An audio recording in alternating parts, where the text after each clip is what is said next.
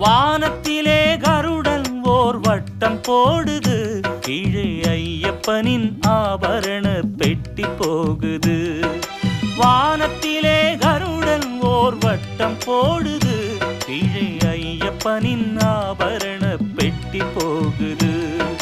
மகர ஜோதி கையனை அலங்கரிக்க போகுது, எங்கள் ஹரிகர சுதனின் அழகிற்கழகு சேர்க்குது. ஐயப்பா